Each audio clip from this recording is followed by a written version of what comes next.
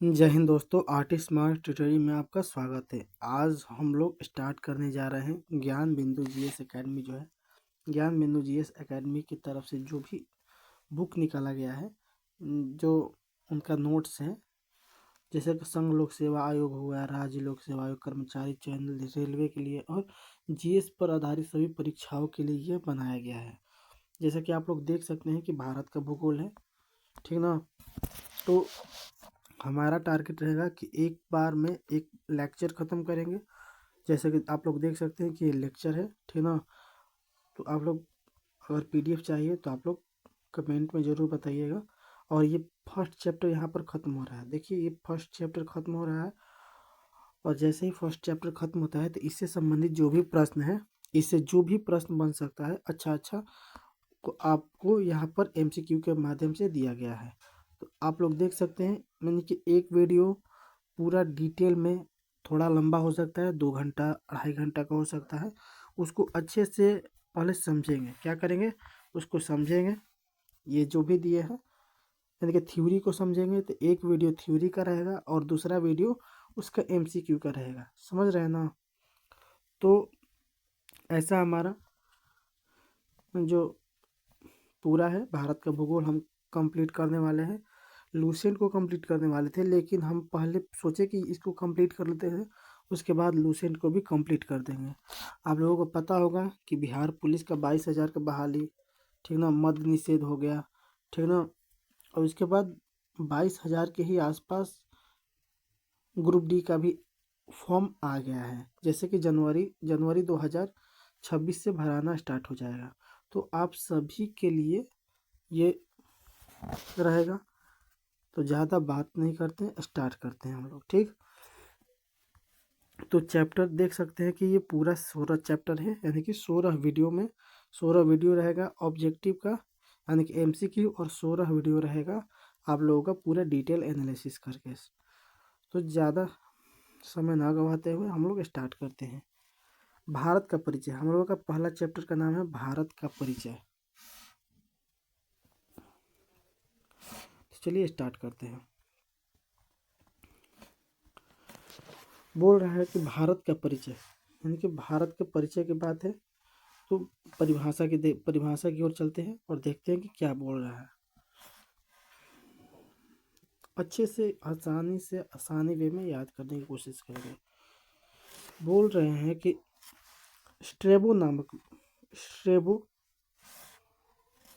Strabo नामक विद्वान के अनुसार पृथ्वी पर उपस्थित आकाशीय पिंड, यानी कि पृथ्वी पर जो भी आकाश पिंड है, आकाशीय पिंड, सागर, स्थलखंड, झील, जलप्रपात, मानवीय क्रियाकलाप इत्यादि के बारे में जिस विषय में हम पढ़ते हैं उसे ही भूगोल कहा जाता है।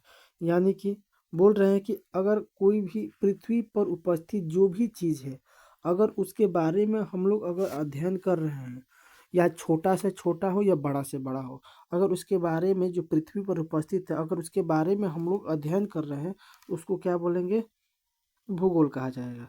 यानी कि ये किसके अनुसार है, स्ट्रेबो के अनुसार। तो स्ट्रेबो बोल रहे हैं कि पृथ्वी पर उपस्थित आकाशीय पिंड, यानी कि आकाश में जितने भी पिंड है, सागर है, स्थल यानी कि जमीन है, झील है, जल झरना है यानी कि जलप्रपात है, और मानवीय क्रियाकलाप, मानव के द्वारा जो भी क्रियाकलाप किया जाता है उसके बारे में जिस विषय में हम पढ़ते हैं, यानी कि जिस विषय में हम पढ़ते हैं उसको हम भूगोल कहते हैं। समझ में आ गया। बोल रहा है कि जियोग्राफी शब्द का प्रयोग सर्वप्रथम यूनानी विद्वान इरेटोस्थेनीज ने किया था, जिस कारण हमें उन्हें भूगोल का पिता कहा जाता है। तो अगर पूछेगा कि जियोग्राफी शब्द का प्रयोग सर्वप्रथम किसने किया था, तो ये एक यूनानी विद्वान थे जिनका नाम था इरेटोस्थेनीज थे, जिस कारण उन्हें भूगोल का पिता कहा जाता है। तो अगर भूगोल का पिता पूछा जाएगा तो भूगोल का पिता किन्हें कहते हैं, तो भूगोल का पिता जो है कहा जाता है इरेटोस्थेनीज को। किसको कहा जाता है, इरेटोस्थेनीज को कहा जाता है। आगे देखते हैं।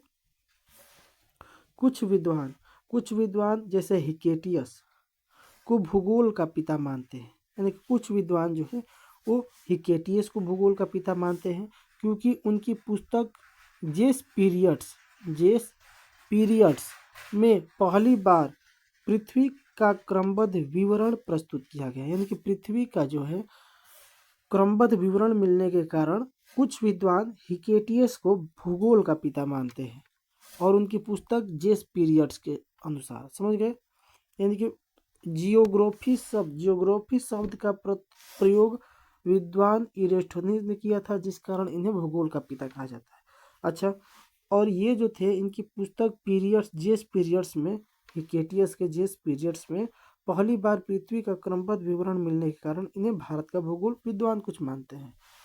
जर्मनी के भूगोलवेता जिनका नाम है अलेक्जेंडर वान हम्बोल्ट को आधुनिक भूगोल का जनक माना जाता है, क्योंकि आधुनिक काल में इन्होंने ही भूगोल की दार्शनिक एवं प्रमाणिक व्याख्या की है।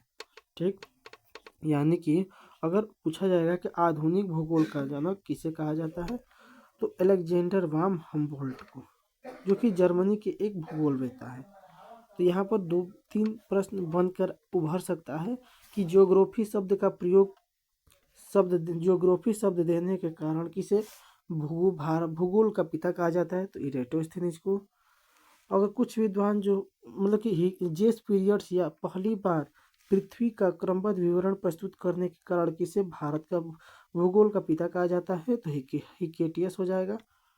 और इसके बाद अगर बात करता है जर्मनी के भूगोलवेता यानी कि आधुनिक भूगोल के नाम से किन्हें जाना जाता है, अलेक्जेंडर वान हम्बोल्ट को जाना जाता है।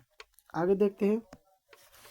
जियोग्राफी जो है ग्रीक भाषा के शब्द जियो और ग्राफो से मिलकर बना है। जियो का अर्थ होता है पृथ्वी तथा ग्राफो का अर्थ होता है वर्णन होता है। ठीक, ग्राफो का अर्थ वर्णन होता है, अर्थात संयुक्त रूप से जियोग्राफी शब्द का अर्थ पृथ्वी का वर्णन होता है।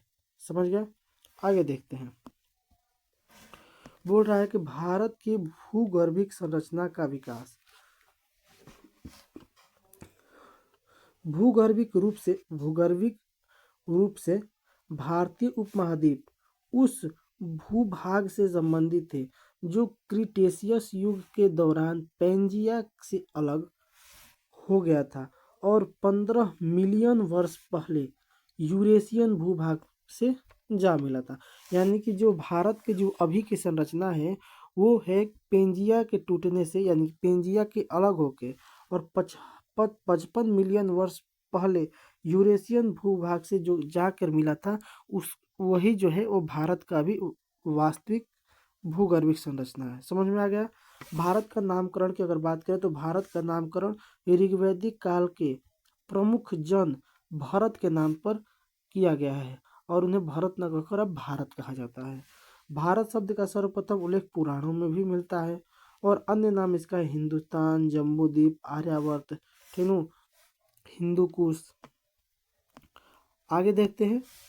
भारत के संविधान के अनुच्छेद 1 में के तहत भारत का मात्र 2 संवैधानिक नाम है, इंडिया दैट इज भारत। ठीक, यानी कि भारत की जो संविधान है, तो भारत के संविधान में बस 2 ही नाम है।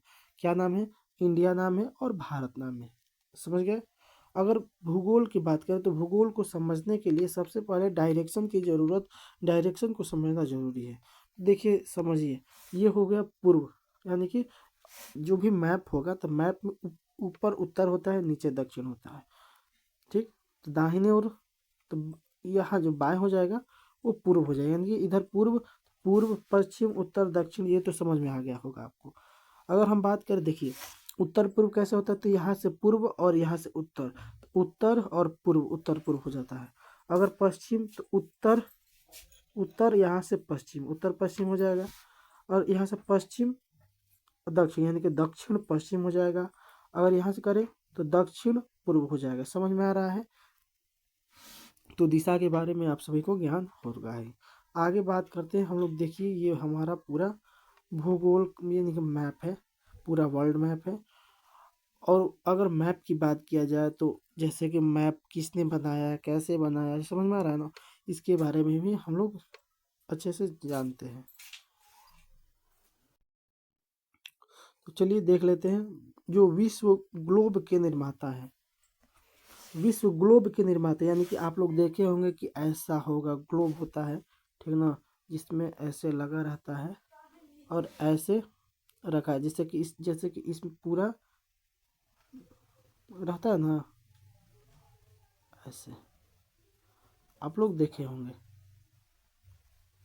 ये ग्लोब है, ठीक ना। तो ये जो ग्लोब है, तो विश्व ग्लोब के निर्माता कौन है? तो मार्टिन बैहम। ठीक है, क्या है? मार्टिन बैहम। तो कैसे याद करेंगे? याद करेंगे कि ग्लोब, तो ग्लोब यानी कि ग्लोब कैसा होता है भाई? गोल होता है। ठीक, तो बहम, तो बहम है, ठीक है, बहम यानी कि बैहम, बैहम। जैसे पृथ्वी भी गोल है और भारत भी, भारत का जैसे ग्लोब जो बनाया है जिसने, वो भी गोल है। तो याद हो जाएगा विश्व ग्लोब, तो ग्लोब बैहम, मार्टिन बैहम, मार्टिन बैहम। अगर बात करें भारत का प्रथम मानचित्र किसने बनाया था? तो एन विले ने बनाया था 1752 ईस्वी में। तो एन विले ने बनाया था।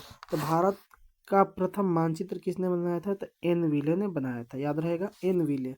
तो मानचित्र एन विले। देखिए एम से मानचित्र हो रहा है ना, तो एम के बाद क्या आता है? एन होता है। तो मानचित्र एन याद रखे, एन विले, ठीक, विले, एन विले, ठीक नो, विले, ठीक। तो मानचित्र बना, तो व्हील चेयर पर बैठ के, तो M N N will, N will, N will याद हो जाएगा। 1752 में। आगे देखते हैं, विश्व मानचित्र पर सर्वप्रथम भारत को किसने दर्शाया था? ये था टॉलमी। यानी कि विश्व के मानचित्र पर सर्वप्रथम भारत को किसने दर्शाया? टॉलमी। तो ये भी प्रश्न बार बार पूछा जाता है। आगे देखते हैं, अगर पृथ्वी पर स्थलीय भाग एवं जलीय भाग की बात किया जाए, तो अगर पृथ्वी पर, तो ध्यान से समझिए, संपूर्ण जो पृथ्वी है, 71% भूभाग पर जल का विस्तार है और 29% भूभाग पर स्थल का विस्तार है। मुख्यतः पृथ्वी को मुख्यतः 7 महादेश और 5 महासागर में बांटा गया है। यानी कि अगर स्थलीय भाग की बात करें, जैसे महाद्वीप, या महाद्वीप को ही हम लोग महादेश भी बोलते हैं। यानी कि स्थल खंड के वृहद स्वरूप को महादेश कहा जाता है। यानी कि जहाँ जमीन का बहुत बड़ा खंड हो, उसे हम लोग महाद्वीप बोलते हैं। जैसे अगर क्षेत्रफल के आधार पर महादेशों के क्रम घटते क्रम में देखें कि सबसे बड़ा कौन है, उससे छोटा कौन है, तो सबसे बड़ा हो जाएगा एशिया महाद्वीप। एशिया के बाद अफ्रीका महाद्वीप, उत्तरी अमेरिका महाद्वीप, दक्षिणी अमेरिका महाद्वीप, अंटार्कटिका महाद्वीप, ठीक, अंटार्कटिका अलग है, अटलांटिका अलग है और आर्कटिक अलग है। ये तीनों अलग है, याद रखिएगा। तो अंटार्कटिका, अंटार्कटिका, यूरोप और ऑस्ट्रेलिया। सबसे छोटा है ऑस्ट्रेलिया, याद रहेगा। चलिए स्टार्ट करता है आगे। तो ये था स्थलीय भाग। तो स्थलीय भाग कितने होते हैं, यानी कि कितने महादेश है? तो 7 महादेश है। सबसे बड़ा एशिया, सबसे छोटा ऑस्ट्रेलिया। अगर आगे की बात करें, तो अंटार्कटिका महादेश पर, अंटार्कटिका महादेश पर मानव निवास नहीं करता है। यानी कि अंटार्कटिका जो महादेश है, मानव निवास नहीं करता है, जबकि अन्य सभी पर निवास करते हैं। इसका मतलब देखिए, और उसके बाद है विश्व के सभी देश अंटार्कटिका महादेश पर अपना अनुसंधान संस्थान खोले हुए हैं, जिस कारण इस महादेश को विज्ञान को समर्पित महादेश भी कहा जाता है। अगर बात करें अंटार्कटिका महादेश, तो ये कहाँ है जी? तो देखिए, ये पूरा वर्ल्ड मैप हो गया और वर्ल्ड मैप में देखिए महाद्वीप, तो ये रहा एशिया, अंटार्कटिका महाद्वीप। क्या है? अंटार्कटिका महाद्वीप। तो ये सभी जो है, सभी की तुलना में यहाँ पर बर्फ बहुत जमा रहा था, बर्फ जमा, ये भी जितना भी उजला दिखाई दे रहा है ना, ये सारा बर्फ है। क्या है? बर्फ है। और यहाँ पर अनुसंधान संस्थान, यानी कि सभी जो देश हैं, महादेश हैं, उनका अनुसंधान यानी कि प्रयोगशाला के तौर पर ये बना हुआ है, इसीलिए इसे विज्ञान को समर्पित महादेश कहा जाता है। समझ में आ रहा है ना? चलिए आगे देखते हैं। तो अंटार्कटिका महादेश पर मानव निवास नहीं करते हैं, जबकि अन्य सभी पर निवास करते हैं। विश्व के सभी देश अंटार्कटिका महादेश पर अपने अनुसंधान संस्थान खोले हुए हैं, जिस कारण इस महादेश को विज्ञान को समर्पित महादेश भी कहा जाता है। अगर बात करें दक्षिण गंगोत्री, मैत्री और भारती, ये सभी, ये भारतीय अनुसंधान केंद्र है जो अंटार्कटिका में। इसका कहने का मतलब क्या है? यानी कि सभी देश तो खोले हुए हैं, तो भारत जो है, भारत का जो कौन कौन सा अनुसंधान केंद्र है जो कि अंटार्कटिका में है? तो एक का नाम है दक्षिण गंगोत्री। दक्षिण गंगोत्री अलग हो जाएगा भारत का, यानी कि पहला दक्षिण दक्षिण गंगोत्री हो जाएगा, याद हो जाएगा, दक्षिण गंगोत्री। अगर दूसरा का बात करें, ये पहला हो जाएगा। दूसरा का बात करें तो मैत्री, क्या है, मैत्री है। अगर तीसरा का बात करें तो भारती। ठीक, तो भारती तो याद रहेगा कि भारती, मैत्री और दक्षिण गंगोत्री याद रखिएगा। तो दक्षिण गंगोत्री, तो ये भी प्रश्न पूछ सकता है कि दक्षिण गंगोत्री नामक अनुसंधान केंद्र किस देश का है? तो भारत देश का है। किसका है? भारत देश का है, भारतीय अनुसंधान केंद्र है। तो ये ऐसे भी प्रश्न पूछ सकता है कि भारतीय अनुसंधान केंद्र कौन है? ये तीनों दे के और इनमें से सभी दे दे। समझ में आ रहा है ना? ऐसे भी प्रश्न पूछ सकता है। आगे देखते हैं, जलीय भाग, यानी कि पृथ्वी के 71% भाग जलीय है, जिसमें महासागरों में और अन्य स्रोत। अगर महासागर में बात करें तो पृथ्वी के कुल पानी का 97% जल महासागर में निहित है। अगर अन्य स्रोतों की बात करें तो हिमानी, यानी कि जो बर्फ के रूप में रहता है, नदियाँ, झील, भूमिगत जल, वायुमंडलीय जल आदि को कुल मिलाकर 3% जल है। कितना है? 3% जल है। तो आप लोगों को समझ में आ गया, 97% महासागर में और कुछ अन्य स्रोतों में 3% जल है। आगे बात करते हैं महासागरों की चर्चा करते हैं। जलीय भाग के वृहत्तम रूप, यानी कि जैसे पूरा स्थल भाग के वृहत्तम रूप को स्थल खंड या महादेश बोलते हैं, उसी तरह जलीय भाग के वृहत्तम रूप को महासागर कहते हैं। महासागर कितना है? 5 महासागर है। कितने महासागर हैं? 5 महासागर है, याद रखिएगा। इसकी कुल संख्या कितनी है? 5 है। सबसे बड़ा महासागर प्रशांत महासागर, जिसमें कुल महासागरीय जल का 76% जल है, जबकि सबसे छोटा आर्कटिक महासागर है। याद रहेगा, आर्कटिक महासागर। अगर महासागर कितने हैं? 5 है। पहला प्रशांत महासागर, दूसरा अटलांटिक महासागर, तीसरा हिंद महासागर, चौथा अंटार्कटिक महासागर और पांचवा आर्कटिक महासागर। ठीक, तो कोई कोई बोलेगा कि अंटार्कटिक जो है ना, अंटार्कटिक, तो यहाँ पर भी अंटार्कटिक था, लेकिन याद रखिए कि यहाँ पर अंटार्कटिक नहीं है, अंटार्कटिका है, यानी कि अंटार्कटिका है, ऊपर बिंदु रह जाएगा, अंटार्कटिका है, याद हो जाएगा। तो अंटार्कटिका है, अंटार्कटिका, अंटार्कटिक नहीं है। तो आप लोग समझिए ये तीनों अलग है। क्या है?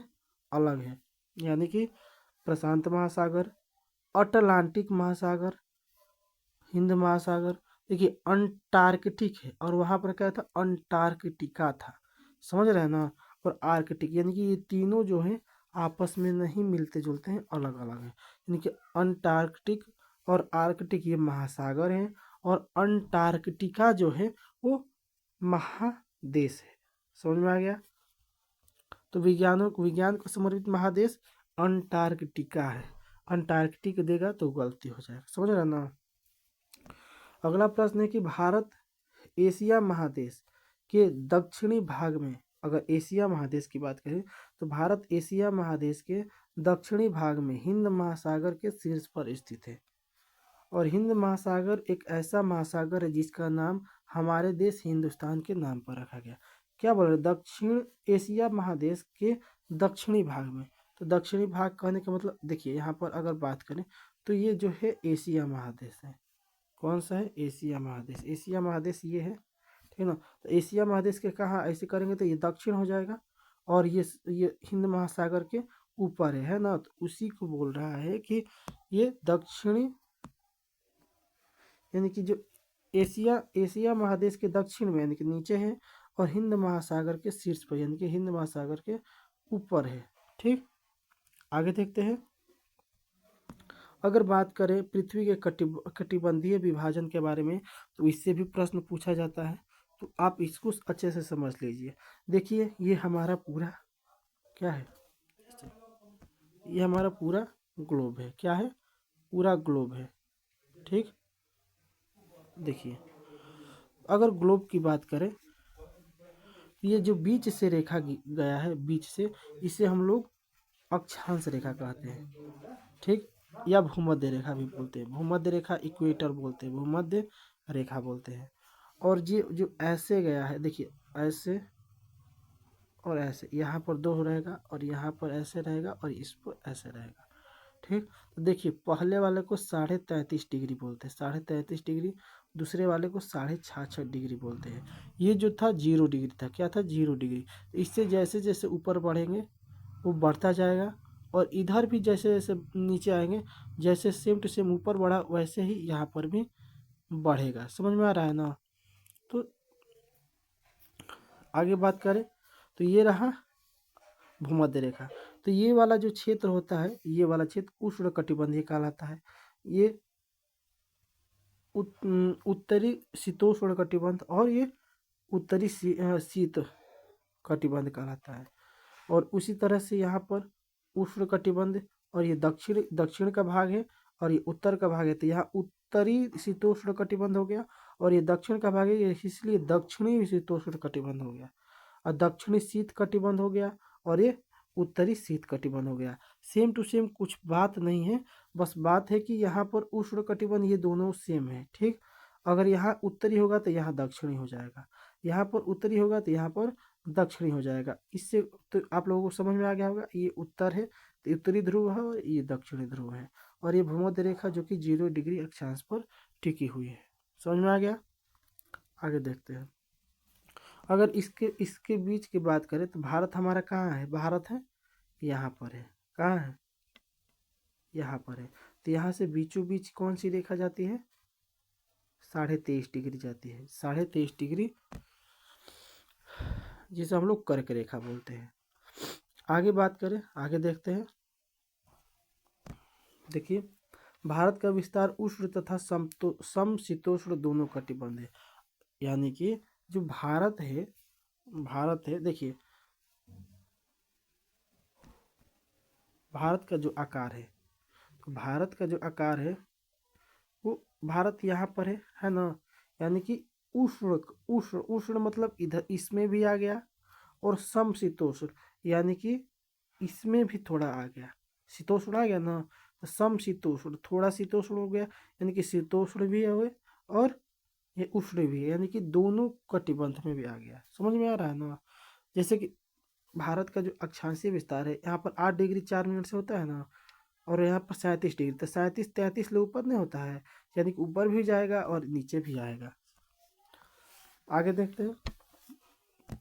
कर्क रेखा के दक्षिण में स्थित भारतीय राज्य उष्ण कटिबंधी में, तो वहीं कर्क रेखा के उत्तर में स्थित भाग राज्य समशीतोष्ण, यानी कि कर्क रेखा जो बीच से काटती है भारत को, वो अगर कर्क रेखा दक्षिण में स्थित भारतीय राज्य, जो दक्षिण में स्थित भारतीय राज्य दक्षिण में नीचे, वो क्या होंगे, उष्ण कटिबंधी में आएंगे। और वहीं कर्क रेखा के जो ऊपर ऊपर होंगे, ऊपर वाले राज्य भारतीय समशीतोष्ण कटिबंध में आएंगे। समझ में आ रहा है।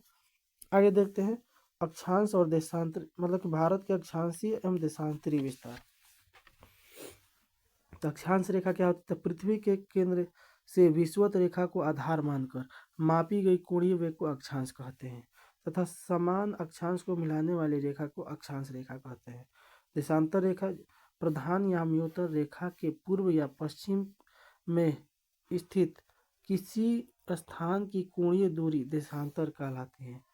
इस स्थान से गुजरने वाली उत्तरी व दक्षिणी ध्रुव को मिलाने वाली ऊर्ध्व काल्पनिक रेखा को देशांतर कहते हैं। समझ में आ गया।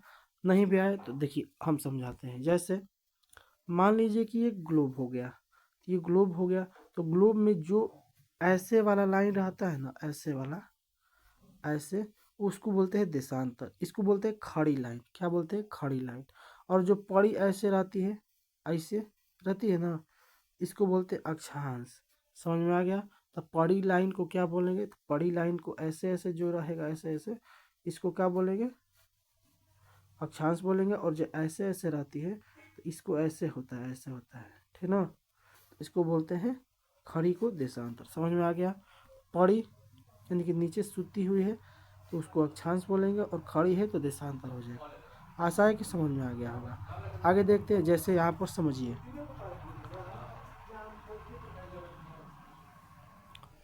जैसे ये पूरा ग्लोब हो गया 23.5 डिग्री पर झुका हुआ है, ये साउथ पोल है और ये नॉर्थ पोल है, यानी कि उत्तरी ध्रुव और दक्षिणी ध्रुव हो गया। ये बीच से इक्वेटर जा रहा है, बीच से इक्वेटर, ये हो गया साढ़े, देखिए ये जो रेखा है ना, ये वाला, ये 23.5 degree, 23 degree 26, 23 degree 26 minute north है, ठीक ना।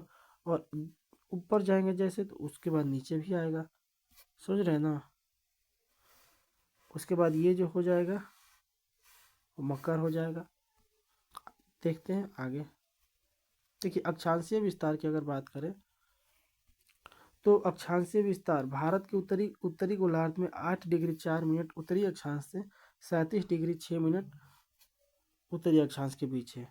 और देशांतरी विस्तार की बात करें, जैसे आप लोग देख सकते हैं यहाँ पर, समझिए 8 डिग्री 4 मिनट, 8 डिग्री 4 मिनट से लेके 37 डिग्री 6 मिनट तक है। सबसे ऊपरी बिंदु है यहाँ पर हो जाए।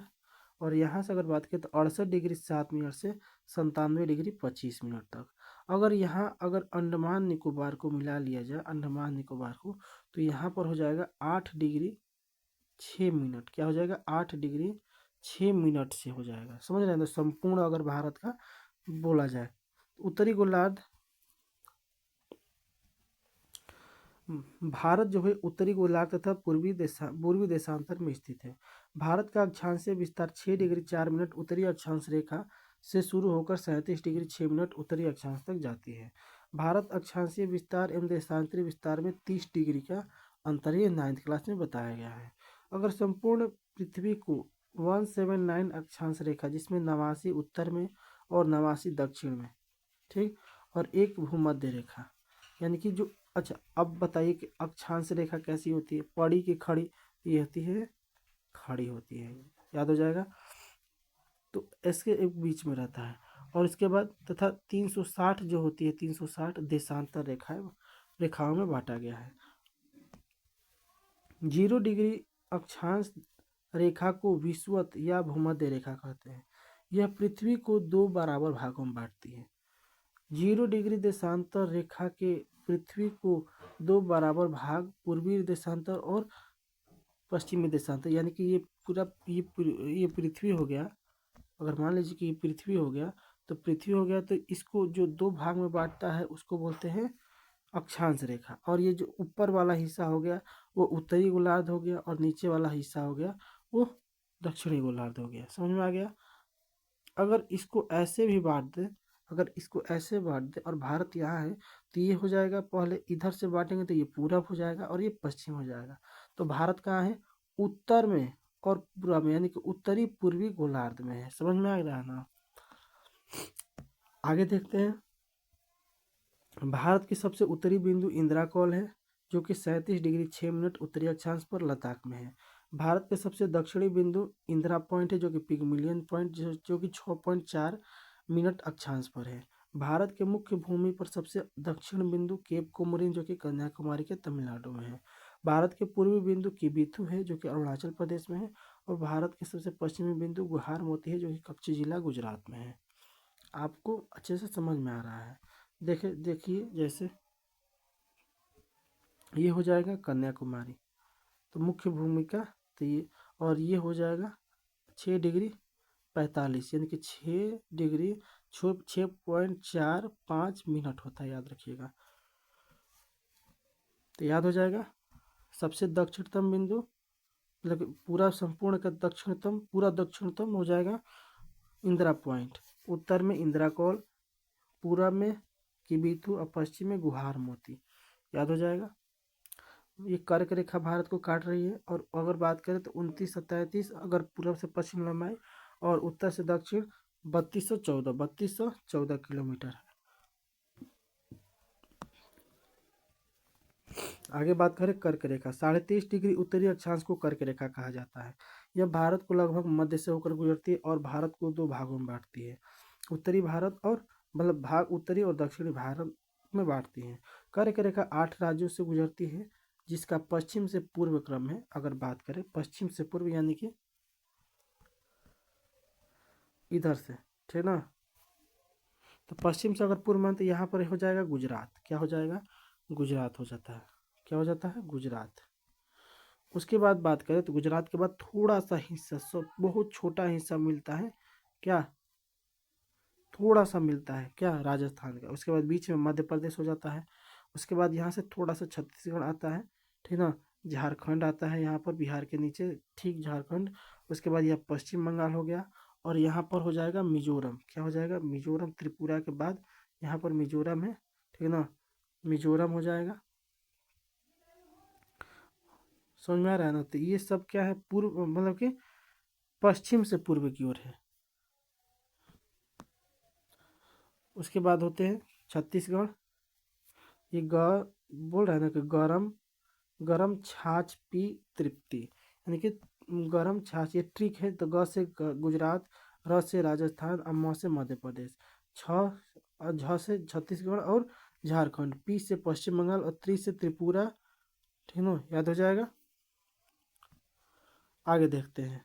कर्क रेखा के अगर उत्तर में बात करें तो 12 राज्य हैं, और कर्क रेखा के दक्षिण में बात करें तो 8 राज्य हैं। यानी कि ऐसे भी समझ में आ रहा है कि जैसे कि अगर पूरा ये भारत हो गया, तो ये जो 8 राज्य हो जाते हैं, तो 8 राज्य से तो टच कर रहा है। तो 8 राज्य के ऊपर जितने होंगे और नीचे होंगे, तो इनके अगर 8 राज्य के ऊपर कितने हैं, देखिए, तो दक्षिण में तो 8 हो जाएंगे, तो 8 8 16। इसको पकड़ लीजिए, 8 8 16, तो ऊपर कितने होंगे? पूरा टोटल 28 है, तो 28 में से 16 घटाइएगा तो कितना हो जाएगा? 8 में से 6 जाएगा 2, यानी कि 12 हो जाएगा। तो ऐसे भी, तो 12 8 20 8 28, याद हो जाएगा। 12 राज्य हैं। तो कर्क रेखा को ऊपर में 12 राज्य, और कर्क रेखा के नीचे 8 राज्य, याद हो जाएगा। और ये है अंतर्राष्ट्रीय तिथि रेखा। क्या होता है? तो यह प्रशांत महासागर के मध्य 180 डिग्री देशांतर पर उत्तर से दक्षिण की ओर खींची गई एक काल्पनिक रेखा है, जो कि इंग्लैंड जो है, इंग्लैंड के एक सड़क से जाकर मिलता है, जिसका नाम है, क्या है? जीएमटी। याद हो जाएगा। आगे देखते हैं। यह एक ही स्थान की तिथि में भिन्नता से बचने के लिए जलीय भाग में खींचा गया है। कौन? जीएमटी खींचा गया है, ग्रीन मीन टाइम। साथ ही साथ ही एक देश के स्थलों को एक साथ रखने के लिए कई स्थानों पर मोड़ा भी गया है। 180 डिग्री देशांतर रेखा से पूर्व जाने पर 1 घंटा बढ़ता है, जबकि पश्चिम जाने पर 1 घंटा जोड़ना पड़ता है। यानी कि अगर पूरब जाना है तो घटाना पड़ेगा, और पश्चिम जाना है तो जोड़ना पड़ेगा। इसीलिए भारत जो है, जैसे कि ये हो गया, तो भारत क्या है? भारत इधर है, तो इधर इधर क्या करते हैं? घटाना पड़ता है। यानी कि बोलते हैं कि 5.5 घंटा हम लोगों से आगे है, यानी कि आगे है। तो इधर इधर से ही घटा रहे हैं ना, तभी ना बोल रहे कि आगे है। आगे देखते हैं। जैसे कि अगर 0 डिग्री देशांतर है तो पूर्व में समय बढ़ता है, यानी कि इधर जाइएगा तो बढ़ेगा, यानी कि 5.5 घंटा आगे रहेगा, ठीक ना। और पश्चिम में जाइएगा तो घटेगा। ग्रीनविच अगर मीन की बात करें तो देखिए, ये ग्रीनविच मीन है, ये 0 डिग्री है, और ये 180 डिग्री है। समझ में आ रहा है ना? तो ये इधर से बढ़िएगा तो बढ़ेगा, और इधर से घटेगा। समझ में आ रहा है ना? आगे देखते हैं। भारतीय मानक समय। मानक समय किसी देश के मध्य से गुजरने वाली एक काल्पनिक या म्यूतर रेखा का माध्य है। इसके द्वारा स्थानीय समय का निर्धारण होता है। स्थानीय समय का निर्धारण होता है। आगे देखते हैं। विश्व के सभी देश अपने समय का निर्धारण 0 डिग्री देशांतर रेखा के आधार पर करता है। भारत पूर्वी देशांतर में है, इसीलिए भारत का मानक 0 डिग्री देशांतर रेखा के से आगे है, वह आगे है। 82.5 डिग्री पूर्वी देशांतर रेखा को भारत का मानक समय रेखा माना गया। तो 82.5 डिग्री याद रखिएगा। ऐसे भी देता है कि 82.5 डिग्री 30 मिनट, ठीक ना। तो 82.5 डिग्री पूर्वी देशांतर को भारत का मानक समय रेखा माना जाता है। इस देशांतर पर जो समय होता है वह पूरे भारत का समय माना जाता है। प्रति देशांतर की बात करें तो प्रति देशांतर बढ़ने पर 4 मिनट, यानी कि अगर एक देशांतर बढ़ेंगे तो 4 मिनट का समय बढ़ता है। यानी कि अगर 1 घंटा की बात करें तो, यानी कि प्रति देशांतर, यानी कि एक देशांतर बढ़ेगा तो 4 मिनट, तो 1 घंटा में 15 देशांतर, यानी कि 15 चौके 60 होता है ना, तो यानी कि 1 घंटा में 15 देशांतर पार करना होगा। यानी कि अगर ध्यानवत अगर देखें तो भारत का मानक 82.5 डिग्री है, तो 1 घंटा में 15 देशांतर, तो ये 15 डिग्री देशांतर है। तो देखिए ध्यान से समझिएगा, तो देखिए तो 82 × 4 करिए, और अगर हाफ प्लस हाफ × 4, यानी कि अगर देखिए बोल रहा है ना कि प्रति देशांतर 4 मिनट और एक का मान 15 है, बोल रहा है ना, तो 82 का 4 से करेंगे, यानी कि एक का मान 4 है तो 82 का मान 4 होगा, और ये आधा जो है तो आधा का भी मान 4 होगा ना, होगा ना। तो देखिए यहाँ पर जब मल्टीप्लाई करिएगा तो 330 मिनट होता है, और 330 मिनट को जब आप बनाइएगा घंटा में तो कितना हो जाएगा, 60 से करिएगा, 1 0 से 1 0, 6 5 30, 3 बचेगा, पॉइंट बचेगा, तो 3 यानी कि 30 हो गया ना, कितना हो गया, कट गया ना, 3 36 18, 6 5 30, 5.5, 5.5 का मतलब क्या हो गया, 5.5 के मतलब 5.5 यानी कि 5.5 घंटा, समझ रहे हैं ना, 5.5 घंटा ये मिनट है, और ये कट रहा है ना, तो आप लोगों को समझ में आ रहा है कि नहीं, ये 5.5 का मतलब 5.5 घंटा हुआ। आगे देखते हैं। अब भारत का मानक समय जो है 0 डिग्री देशांतर के 0 डिग्री देशांतर से 5.5 घंटा आगे है। भारत मानक समय रेखा 5 राज्यों से गुजरता है, जो कि उत्तर प्रदेश, मध्य प्रदेश, छत्तीसगढ़, उड़ीसा और आंध्र प्रदेश है। इसको मौका से याद कर सकते हैं, एम से मध्य प्रदेश, ओ से उड़ीसा, यू से उत्तर प्रदेश, सी से छत्तीसगढ़ और ए से आंध्र प्रदेश, याद हो जाएगा। आगे देखते हैं। मध्य प्रदेश और छत्तीसगढ़ ऐसे राज्य हैं जिससे कर्क रेखा 82.5 डिग्री पूर्वी देशांतर रेखा दोनों गुजरती हैं। कर्क रेखा जो 82.5 डिग्री पूर्वी देशांतर रेखा एक दूसरे को छत्तीसगढ़ में प्रतिच्छेद यानी कि काटती हैं।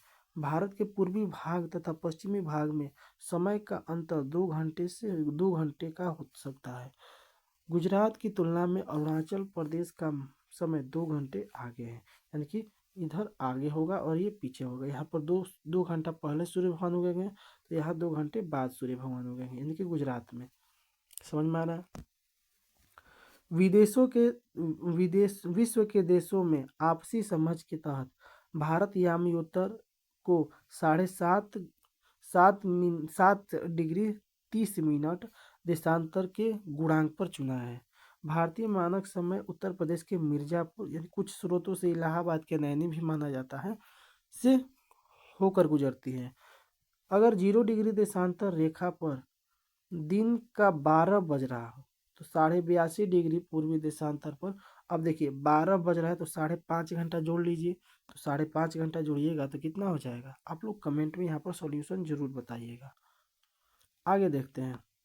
तो ये सब प्रश्न है कि 0 डिग्री देशांतर पर अगर 12 बज रहा है तो 100 डिग्री पूर्व देशांतर पर क्या समय होगा, आप लोग कमेंट में ये सब बना के बताइएगा, तो बनाएंगे तो ज़्यादा समय लग जाएगा, ठीक ना। आगे देखते हैं। सागर भारत एवं सागर महासागर। भारत के दक्षिण पश्चिम में अरब सागर, हिंद में दक्षिण में हिंद महासागर, इनका अगर दक्षिण पश्चिम की बात करें तो अरब सागर है, दक्षिण में हिंद महासागर है, और दक्षिण पूर्व में बंगाल की खाड़ी स्थित है। तमिलनाडु के कन्याकुमारी, जिसे केप के मोइन बोलते हैं, में अरब सागर, हिंद महासागर और बंगाल की खाड़ी तीनों आपस में आकर मिलती हैं। आगे देखते हैं। बंगाल की खाड़ी में अंडमान निकोबार द्वीप समूह है, तो बंगाल की खाड़ी में ही अंडमान निकोबार द्वीप समूह है। अरब सागर में लक्षद्वीप स्थित है। भारत के मालाबार तट तथा लक्षद्वीप के बीच में जो सागरीय भाग है उसे लक्षद्वीप सागर भी कहा जाता है। दमन एवं दीव के बीच खंबात की खाड़ी अवस्थित है। तमिलनाडु और श्रीलंका के बीच में मन्नार की खाड़ी स्थित है। समुद्र भारत की समुद्री एवं स्थलीय सीमा की अगर बात करें तो भारत के 9 राज्य जो है समुद्री सीमा बनाते हैं और 19 राज्य समुद्री सीमा नहीं बनाते हैं। समुद्री सीमा बनाने वाले राज्य 9 कितने हैं? तो अगर बात करें तो ऊपर से देखते हैं गुजरात, महाराष्ट्र, गोवा, कर्नाटका, केरल, तमिलनाडु, आंध्र प्रदेश, उड़ीसा और पश्चिम बंगाल। अगर ऐसे देखते हैं तो यहाँ पर है, यहाँ पर गुजरात है, गुजरात के बाद महाराष्ट्र के बाद थोड़ा सा गोवा आता है, गोवा के बाद कर्नाटका आता है, उसके बाद केरला आता है, उसके बाद तमिलनाडु, आंध्र प्रदेश, उड़ीसा और पश्चिम बंगाल है। समझ में आ गया? आगे देखते हैं। अरब सागर से 5 राज्य बनाते हैं। अरब सागर ये वाला अरब सागर है, ये बंगाल की खाड़ी है और नीचे हिंद महासागर है। ठीक, तो 5 राज्य कौन कौन से? गुजरात, महाराष्ट्र, गोवा, कर्नाटका और केरला, ये 5 राज्य हैं। उसके बाद अगर बंगाल की खाड़ी से 4 राज्य, यहाँ पर तमिलनाडु हो जाएंगे। ठीक, तमिलनाडु, आंध्र प्रदेश, उड़ीसा और पश्चिम बंगाल हो जाएगा। समझ में आ रहा है? आगे देखते हैं। भारत में सबसे लंबी समुद्री सीमा 1600 किलोमीटर गुजरात की है, जबकि सबसे छोटी समुद्री सीमा गोवा की 101 किलोमीटर है। पश्चिमी तट की सबसे लंबी समुद्री सीमा गुजरात बनाती है, जबकि छोटा गोवा बनाता है। पूर्वी तट पर अगर सबसे लंबी की बात करें तो आंध्र प्रदेश, जबकि छोटा पश्चिम बंगाल बनाता है। दक्षिण भारत की सबसे लंबी, दक्षिण भारत मतलब नीचे, दक्षिण भारत की सबसे लंबी अगर सीमा पूछा जाएगा तो आंध्र प्रदेश हो जाएगा। और ये अगर गुजरात की बात करें तो पश्चिम में है, गुजरात पश्चिम में, दक्षिण में नहीं है, गुजरात पश्चिम में है। इसीलिए बोल रहा है कि दक्षिण में जो सीमा बनाएगा सबसे लंबी समुद्री, वो आंध्र प्रदेश होगा। और गुजरात के बाद अगर राज्यों में बात करें तो आंध्र प्रदेश ही दूसरे नंबर पर आता है। भारत की सबसे लंबी स्थलीय सीमा बांग्लादेश के साथ है, सबसे लंबी, जबकि सबसे छोटी सीमा अफगानिस्तान के साथ 106 किलोमीटर। और अगर हम बात करें बांग्लादेश के साथ तो 4096 किलोमीटर है, 4096 किलोमीटर। अगर भारत के मुख्य भूमि के समुद्री सीमा की बात करें तो 108 किलोमीटर, स्थलीय सीमा की कुल लंबाई 15,200 किलोमीटर और द्वितीय सीमा की बात करें यानी कि सभी द्वीपों सहित मिलाकर तो 1416.6 है। इसीलिए सभी को बोलते हैं यानी कि भारत के संपूर्ण यानी कि लक्षद्वीप, यहाँ पर लक्षद्वीप है तो लक्षद्वीप, अंडमान निकोबार और सभी द्वीप को लेकर इनकी लंबाई 7516.6 किलोमीटर है, याद रखिएगा। तो भारत की अगर संपूर्ण सीमा की बात करें स्थल और जल लेकर तो 22,716 किलोमीटर है। अगर भारत के प्रादेशिक समुद्री सीमा की बात करें तो मानक मील होता है 63,360 इंच है और समुद्री मील 72,960 इंच है।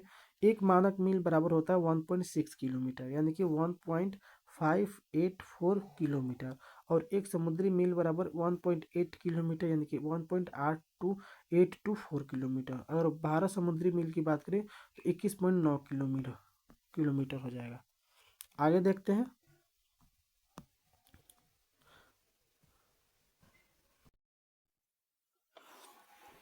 तो ये है हमारा समुद्री सीमा, इसको देखते हैं, अच्छे से समझेंगे।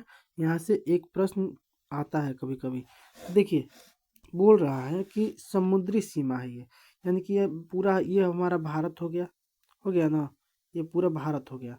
और इस जैसे कि मान लीजिए ना कि सीधी सी दिमाग स्थिर करके देखिए समझिए, जैसे मतलब भारत हो गया तो भारत, तो इधर तो पूरा समुद्र है, पूरा समुद्र है। तो जैसे कि पूरा समुद्र है तो इसको 3 पार्ट में बांटा गया है। जैसे कि मान लीजिए कि ये भारत हो गया, तो भारत के जो जो है तट है वो थोड़ा टेढ़े मेढ़े है ना। तो टेढ़े मेढ़े तट होने के कारण कहीं कहीं इनकी आकृति अलग अलग हो जा रही है। जैसे कि अगर हम बात करें तो ये जो क्षेत्र है तो इनको एक सीधी रेखा में बनाने के लिए ये पहला जो लाइन खींचा गया है उसको बोलते हैं प्रादेशिक जल सीमा। प्रादेशिक जल सीमा यानी कि एक टेढ़ी मेढ़ी यहाँ पे ऐसे जैसे लाइन है ना, तो जैसे कि समझिए कि 12 किलोमीटर तक पहला जो क्षेत्र है प्रादेशिक जल सीमा है। तो प्रादेशिक जल सीमा 12 समुद्री मील तक है, ठीक ना, 12 समुद्री मील, जो कि एक समुद्री मील बराबर होता है 1.852 किलोमीटर होता है ना।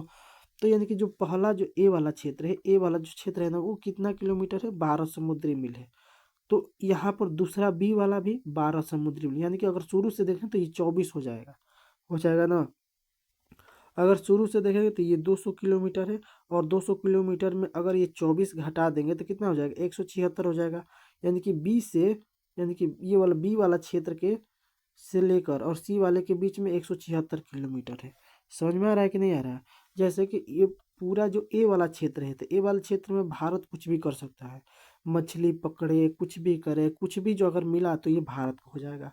अगर सेकंड वाले जो बात करें संलग्न क्षेत्र मंडल, तो संलग्न क्षेत्र मंडल के अंदर ये अपना जो भी भारत सरकार का, भारत सरकार द्वारा कुछ भी इस पे इसके अंदर किया जा सकता है, जैसे खनिज मिला, तेल मिला, ऐसे सब। ठीक है, समझ में आ रहा है? और अन्य आर्थिक क्षेत्र यानी कि 200 नॉटिकल मील तक कुछ मतलब कि और अन्य देश भी आकर वहाँ पर कुछ खुदाई उदाई या जो भी हो सकता है कर सकते हैं, मतलब कुछ मिल ही गया, जैसे तेल मिला। समझ में आ रहा है ना? तो जिसके क्षेत्र में मिला होगा उसका हो जाएगा। समझ में आ रहा है? आगे देखते हैं आधार रेखा क्या होता है। तो जैसे हम बताएं कि आधार रेखा भारत का तटीय भाग टेढ़ी मेढ़ी है, इस टेढ़ी मेढ़ी रेखा को आपस में एक सीधी मिलान करते हैं, उसे आधार रेखा कहते हैं। प्रादेशिक जल सीमा आधार रेखा से प्रादेशिक जल सीमा की लंबाई 12 नॉटिकल मील समुद्री होती है, और संलग्न क्षेत्र मंडल जो आधार रेखा से संलग्न क्षेत्र तक 24 नॉटिकल मील होता है, और अनन्य क्षेत्र होगा आधार रेखा से अनंत तक 200 नॉटिकल मील। देखिए अब समझिए अच्छे से, देखिए जो बोल रहा है, और यहाँ से लेके यहाँ तक की दूरी जो है ना वो 24 किलोमीटर 12 किलोमीटर है, और यहाँ से यहाँ तक की जो दूरी है वो 24 किलोमीटर है, और यहाँ से जो यहाँ तक की दूरी है ना वो है 200 किलोमीटर। समझ में आ रहा है? तो यहाँ पर अगर 200, ये यहाँ से यहाँ तक है, अगर मेरे को यहाँ से यहाँ तक निकालना होगा, अगर बोल देगा कि संलग्न क्षेत्र और अनन्य आर्थिक क्षेत्र के बीच की दूरी कितना है, यहाँ से यहाँ तक तो 24 है, यहाँ से यहाँ तक 24 है, तो 24 घटा देंगे हम। समझ में आ रहा है? आगे देखते हैं द्वीप क्या होते हैं। वैसा भूभाग जो चारों तरफ से जल से घिरा हो, ये द्वीप है, और चारों तरफ पानी है, और उसको हम द्वीप बोलते हैं। आगे देखते हैं विश्व का सबसे बड़ा द्वीप ग्रीनलैंड है, जिसकी राजधानी है नूक। तो ग्रीनलैंड की राजधानी कहाँ है? नूक है। यह भौगोलिक रूप से उत्तरी अमेरिका महादेश के अंतर्गत आता है, लेकिन इस पर राजनीतिक अधिकार यूरोप का है। यहाँ पर शासन प्रशासन डेनमार्क द्वारा चलाया जाता है। यानी कि कहने का मतलब कि ये भौगोलिक रूप से तो उत्तरी अमेरिका के महादेश के अंतर्गत आता है, लेकिन इस पर राजनीतिक अधिकार किसका है? यूरोप का है। और ये लेकिन शासन जो होता है डेनमार्क द्वारा चलाया जाता है। तो ये प्रश्न बहुत ही इंपॉर्टेंट हो जाता है, याद करिएगा। भारत में जो लक्षद्वीप और अंडमान निकोबार भी एक द्वीप समूह है, याद रखिएगा। प्रायद्वीप क्या होते हैं? तो वैसा भूभाग जो 3 तरफ से जल और एक तरफ से स्थलखंड से घिरा हो प्रायद्वीप कहलाता है। जैसे भारत भी एक प्रायद्वीप है, इधर भी बे ऑफ बंगाल है, इधर हिंद महासागर, इधर अरब सागर, तो 3 तरफ से घिरा ना, तो भारत भारत एक प्रायद्वीप है, क्योंकि इसके पूर्व में बंगाल की खाड़ी, पश्चिम में अरब सागर और दक्षिण में हिंद महासागर है। विश्व का सबसे बड़ा प्रायद्वीप अरब प्रायद्वीप है, क्योंकि इसके पूर्वी भाग में फारस की खाड़ी, पश्चिमी भाग में लाल सागर और दक्षिणी भाग में अरब सागर है। तो इसको बोलते हैं विश्व का सबसे बड़ा प्रायद्वीप है। तट क्या होता है?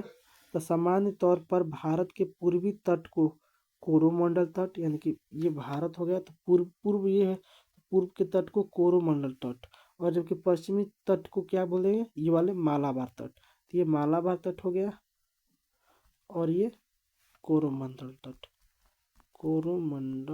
हो गया। आगे देखते हैं काठियावाड़ तट। तो ये भी प्रश्न पूछा जाता है। काठियावाड़ तट जो होते हैं गुजरात के तट से गुजरात के तट को काठियावाड़ तट कहा जाता है। कोंकण तट दमन से लेकर गोवा तक के तट को कोंकण तट कहते हैं। जैसे देखिए, एक सेकंड, देखिए यहाँ पर समझिएगा, जो गुजरात वाला जो क्षेत्र है तो इसको बोलेंगे काठियावाड़। अगर दमन से लेके गोवा तक आएगा तो उसको बोलेंगे कोंकण तट।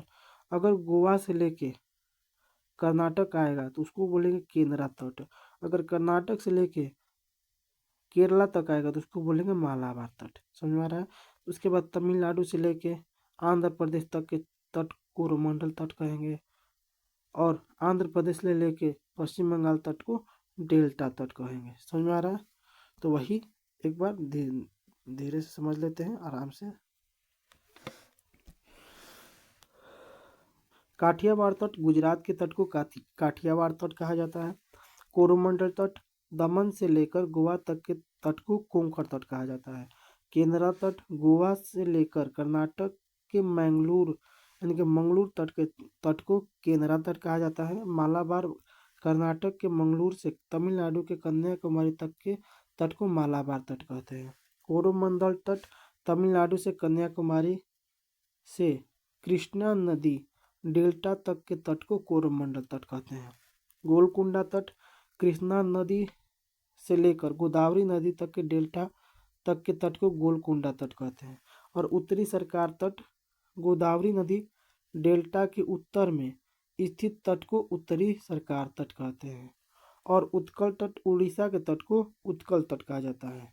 तो उड़ीसा का पुराना नाम भी पूछ सकता है, उत्कल था, याद रखिएगा। अगर जल संधि की बात करें तो ध्यान से समझिएगा। कोको द्वीप जो कि म्यांमार का द्वीप है, और उत्तरी नारकोंडम जो है नारकोंडम, ये कोको स्टेट द्वारा अलग होता है, याद रखिएगा। आगे देखते हैं। बैरन जो द्वीप है इसको भी देख लेते हैं। जैसे डंकन दर्रा जो है, डंकन दर्रा कहाँ है? पोर्ट ब्लेयर यानी कि दक्षिणी अंडमान में है। कहाँ है? दक्षिणी अंडमान में। तो देखिए 10 डिग्री चैनल जो है अंडमान को निकोबार से अलग करता है, लघु अंडमान को कार निकोबार से अलग करता है। तो ये भी प्रश्न पूछा जाता है। लिटिल जो निकोबार है ये सबसे नीचे है, जो कि ग्रेटर निकोबार के, और ये इंदिरा पॉइंट इसी ग्रेट निकोबार पर स्थित है, याद रखिएगा। इसको अच्छे से देख लीजिए। ये हमारा मध्य अंडमान है, मध्य अंडमान और कोको द्वीप जो कि कोरोमंडल स्टेट से अलग होता है। डंकन दर्रा जो कि पोर्ट ब्लेयर यहाँ पर स्थित है। अब देखिए एक प्रश्न पूछा जाएगा कि अंडमान निकोबार की जो राजधानी है उसको नाम बदल के विजयपुरम कर दिया गया है, विजयपुरम कर दिया गया है, याद रखिएगा। आगे देखते हैं। कोको स्टेट जो होता है, कोको चैनल, यह कोको द्वीप को अंडमान से अलग करता है। कोको द्वीप बंगाल की खाड़ी में स्थित है एवं इस पर म्यांमार का अधिकार है। किसका अधिकार है? म्यांमार का अधिकार है। इसको अच्छे से देखकर याद करिए। डंकन पास या डक्कन चैनल यह दक्षिणी अंडमान को लिटिल अंडमान से अलग करता है। तो डंकन पास या डक्कन चैनल जो होता है यह दक्षिण अंडमान को लिटिल अंडमान से अलग करता है। 6 डिग्री चैनल जो होता है ग्रेट निकोबार और सुमात्रा से अलग करता है। तो 6 डिग्री चैनल जो होता है ग्रेट, तो इसको याद करते हैं अच्छे से। चलिए स्टार्ट करते हैं याद करना। थोड़ा लंबा वीडियो रहेगा, आप लोग धैर्य बनाए रखिएगा। 6 डिग्री चैनल, जो 6 डिग्री चैनल है तो ग्रेट निकोबार और सुमात्रा। तो इसको कैसे याद रखेंगे? 6 जो होती है एक मात्रा है, मात्रा कैसे बोलते हैं? जैसे हर्षऊ दुर्घऊ बोलते हैं ना, तो 6 क्या है? 6 एक हर्षऊ या दुर्घऊ जैसी मात्रा है।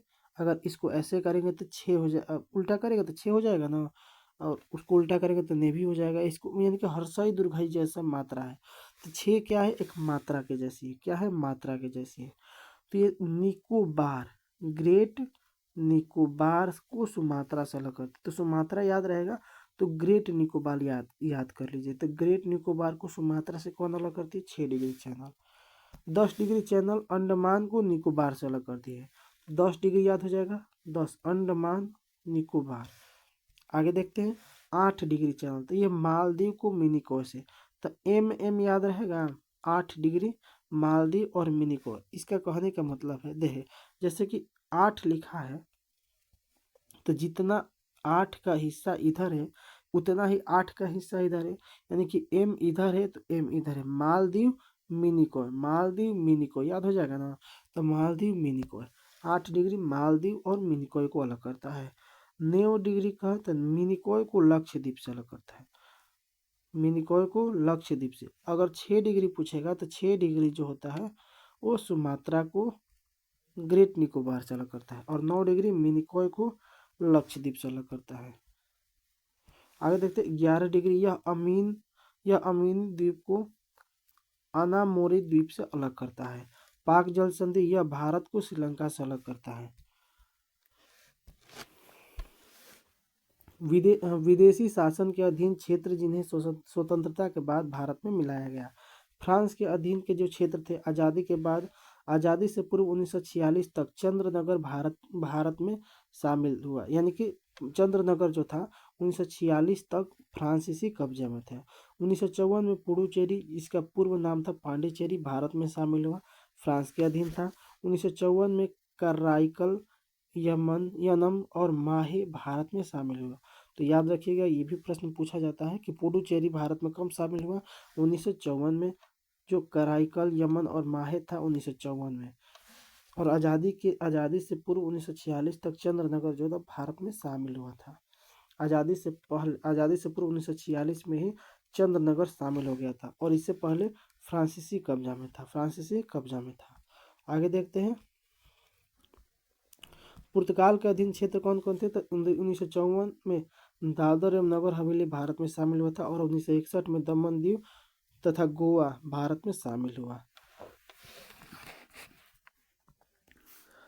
भारत के अगर पड़ोसी देशों की बात करें तो पड़ोसी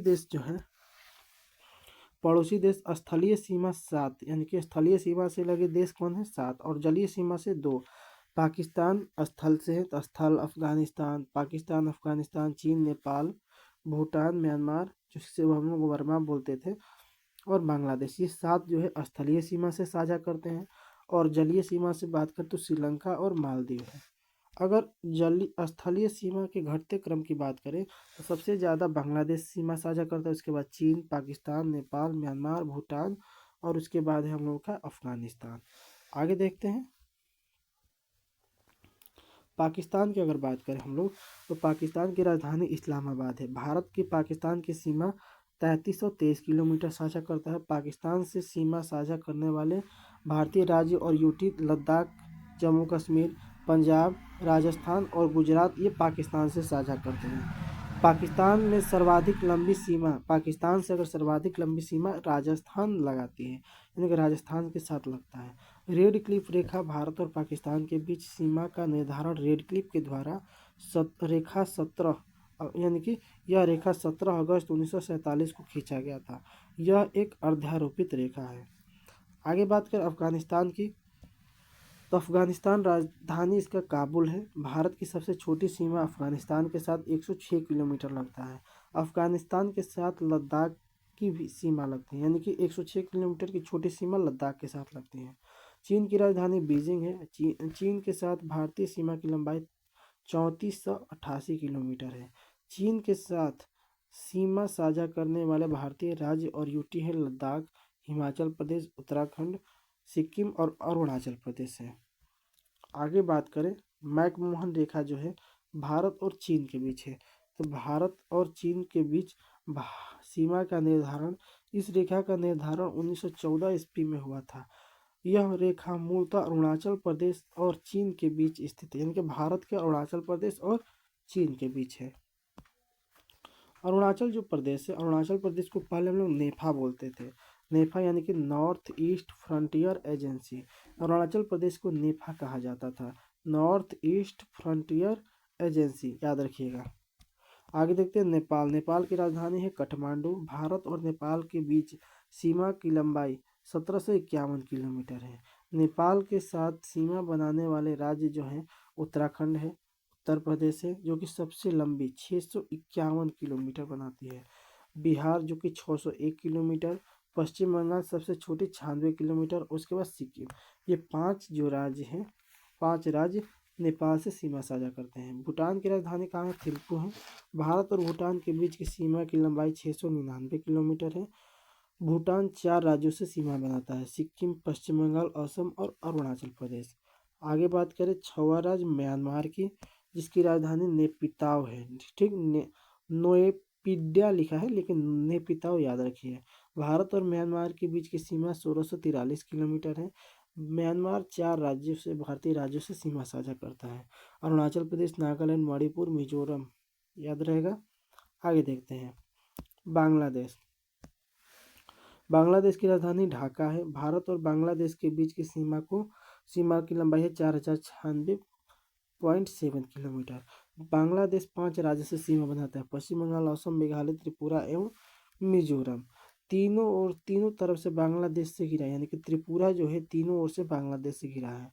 बांग्लादेश के साथ सबसे लंबी सीमा पश्चिम बंगाल बनाता है। त्रिपुरा और बांग्लादेश की सीमा शून्य रेखा कहलाती है। तो त्रिपुरा और बांग्लादेश की सीमा क्या कहलाती है? शून्य रेखा कहलाती है। अगर जलीय सीमा वाले पड़ोसी देशों की बात करें तो श्रीलंका पहले आता है, जिसकी राजधानी श्री जयवर्धने पूरे कोटे हो गए हैं, यानी कि यहाँ की राजधानी है श्रीलंका। यानी कि भारत के श्रीलंका की अगर बात करें तो श्रीलंका की 2 राजधानी है, एक है कोलंबो है, और ये एक है श्री जयवर्धने पुरकोटे है, याद रखिएगा। श्रीलंका भारत के दक्षिण में स्थित एक समुद्री सीमा वाला पड़ोसी देश है। पाक जल संधि की अगर बात करें तो पाक जल संधि यह जो है भारत एवं श्रीलंका के ही बीच है। तो भारत के तमिलनाडु राज्य और द्वीपीय राष्ट्र श्रीलंका के जाफना प्रायद्वीप को अलग करता है। यानी कि अगर बात करेगा पाक से पाकिस्तान नहीं, याद रखिएगा। पाक जल संधि भारत और श्रीलंका के बीच है। भारत के धनुषकोडी और श्रीलंका के तलैया मन्नार के मध्य प्रवाल द्वीप से निर्मित आदम का पुल यही है, जिसे हम लोग बोलते हैं कि जो राम जी ने बनवाया था, उसी को आदम पुल कहते हैं। कच्चा तीवू द्वीप के स्वामित्व को लेकर भारत श्रीलंका के मध्य विवाद रहता है। कच्चा तीवू द्वीप को भारत ने 1974 में श्रीलंका को दे दिया था। मालदीव, जिसकी राजधानी है माले, मालदीव हिंद महासागर क्षेत्र में स्थित दक्षिण एशिया का सबसे छोटा देश है। 8 डिग्री चैनल मालदीव और मिनिकॉय को अलग करता है। मालदीव की अर्थव्यवस्था पर्यटन, मत्स्य और आदि पर निर्भर करता है। आगे देखते हैं। ये हमारा हो गया पूरा पड़ोसी देश हो गए, जिसमें सबसे पहले पाकिस्तान, अफगानिस्तान, चीन, नेपाल, भूटान, म्यांमार और बांग्लादेश, याद हो जाएगा। और समुद्री सीमा से श्रीलंका हो जाएगा। 3 राज्य, ध्यान से समझिएगा। 3 भारतीय राज्य पश्चिम बंगाल, सिक्किम और अरुणाचल प्रदेश तीनों देशों के साथ सीमा बनाते हैं। यानी कि याद रखना पड़ेगा कि कौन कौन से राज्य की सीमा किस किस देश से लगती है, जिसमें पश्चिम बंगाल या बांग्लादेश, भूटान, नेपाल के साथ सीमा बनाता है। सिक्किम जो नेपाल, भूटान और चीन के साथ बनाता है। अरुणाचल प्रदेश या भूटान, चीन और म्यांमार के साथ बनाता है। भारत के भीतर 5 राज्य ऐसे हैं, न तो अंतर्राष्ट्रीय सीमा बनाते हैं और न ही कोई समुद्री सीमा बनाते हैं। वे हैं हरियाणा, मध्य प्रदेश, छत्तीसगढ़, तेलंगाना और झारखंड।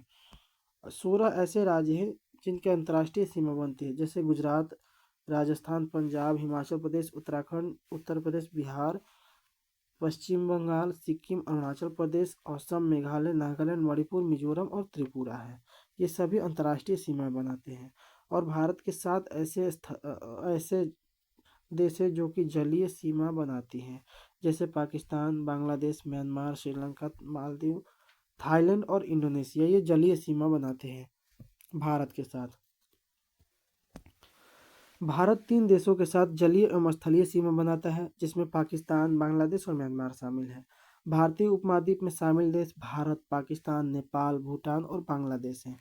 तो भारतीय उपमहाद्वीप में कौन कौन देश शामिल है? तो भारत, पाकिस्तान, नेपाल, भूटान और बांग्लादेश है। आगे देखते हैं।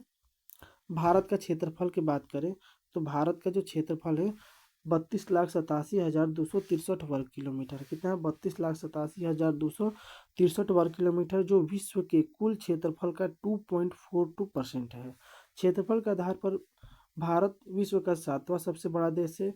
भारत से 6 बड़े देश हैं: रूस, कनाडा, संयुक्त राज्य अमेरिका, चीन, ब्राज़ील, ऑस्ट्रेलिया और भारत। जैसे इसको कैसे याद है, रुक है ना, रुक चीन अब आए भारत, इस पर भी याद कर सकते हैं। क्षेत्रफल के आधार पर भारत का सबसे बड़ा राज्य राजस्थान है, जिसका क्षेत्रफल 3,42,239 किलोमीटर है। जबकि सबसे छोटा राज्य गोवा है, जिसका अगर क्षेत्रफल की बात करें तो 3702 किलोमीटर है।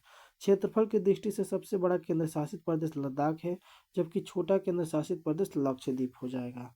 आगे देखते हैं। भारत का क्षेत्रफल पाकिस्तान से लगभग 4 गुना अधिक बड़ा है। बांग्लादेश का लगभग 23 गुना बड़ा है, 23 गुना अधिक बड़ा है। यानी कि भारत का जो क्षेत्रफल है पाकिस्तान से 4 गुना बड़ा है और बांग्लादेश से 23 गुना बड़ा है। क्षेत्रफल की दृष्टि से भारत के 4 बड़े राज्य के घटते क्रम: सबसे बड़ा राजस्थान, उससे मध्य प्रदेश, महाराष्ट्र और उत्तर प्रदेश। भारत की अगर जनसंख्या की बात करें तो 2011 की जनगणना के अनुसार भारत में कुल आबादी 121 करोड़ बताई जा रही है, जो विश्व की कुल आबादी का 17.5% है। जनसंख्या के आधार पर विश्व में भारत का स्थान दूसरा है, जबकि पहले स्थान पर चीन है। जनसंख्या के आधार पर सबसे बड़ा राज्य उत्तर प्रदेश है, जबकि छोटा राज्य सिक्किम है। केंद्र शासित प्रदेश में सबसे अधिक जनसंख्या वाला केंद्र शासित प्रदेश दिल्ली है, वहीं कम जनसंख्या वाला केंद्र शासित प्रदेश लक्षद्वीप है। जनसंख्या के आधार पर अगर बात करें घटते क्रम में तो सबसे ज़्यादा चीन है, उसके बाद भारत, अमेरिका, इंडोनेशिया और ब्राज़ील है। जनसंख्या के आधार पर अगर घटते हुए क्रम बात करें तो उत्तर प्रदेश, महाराष्ट्र और बिहार है। बिहार मतलब भारत के राज्य की बात करें, भारत में सबसे ज़्यादा जनसंख्या उत्तर प्रदेश में, उससे ज़्यादा उससे कम महाराष्ट्र और उससे कम बिहार में। अगर जनसंख्या घनत्व की बात करें तो बिहार की सबसे ज़्यादा है। आगे देखते हैं, एक झलक देख लेते हैं एक दृष्टि में भारत को, और यहाँ पर हमारा थ्योरी सेक्शन समाप्त हो जाएगा और उसके बाद हम लोग MCQ क्वेश्चनों को देखेंगे। तो चलिए ज़्यादा समय ना गवाते हुए हम लोग ये भी देख लेते हैं। अगर देश की बात करें तो हमारा देश का नाम क्या है, भारत है। अन्य नाम क्या है, आर्यावर्त, जम्बूद्वीप, भारतवर्ष, हिंदुस्तान, इंडिया, ये सभी हमारे प्यारा भारत देश का नाम है। अगर बात करें इसकी राजधानी की तो नई दिल्ली है। राज्यों की संख्या 28 है, केंद्र शासित प्रदेश 8 है। अगर भौगोलिक दृष्टि से बात करें तो यह उत्तरी पूर्वी गोलार्ध में अवस्थित है। ज्यामितीय आकार में चतुष्कोणीय है और अक्षांशीय विस्तार 8 डिग्री 4 मिनट से 37 डिग्री 6 मिनट उत्तरी अक्षांश में है। अगर देशांतरी विस्तार की बात करें तो 68 डिग्री 7 मिनट पूर्वी देशांतर से 97 डिग्री 25 मिनट पूर्वी देशांतर है। मानक समय की बात करें तो 82.5 डिग्री पूर्वी देशांतर प्रयागराज के समीप नैनी का समय है। ग्रीनविच माध्य समय से 5.5 घंटा आगे है। भौगोलिक विस्तार की बात करें तो उत्तर से दक्षिण 32 से 14 किलोमीटर लंबाई है और अगर पूर्व से पश्चिम 29 से 33 किलोमीटर चौड़ाई है। स्थलीय सीमा 15,200 किलोमीटर, जलीय सीमा 75 से 16.6 किलोमीटर। जलवायु कैसी है, मानसूनी जलवायु है। क्षेत्रफल 32,87,263 यहाँ पर होगा, क्या हो जाएगा, 263 होगा, याद रखिएगा। विश्व में कुल क्षेत्रफल का कितना परसेंट है, 2.4% है और क्षेत्रफल की दृष्टि में विश्व में भारत का स्थान 7वां है। आगे देखते हैं।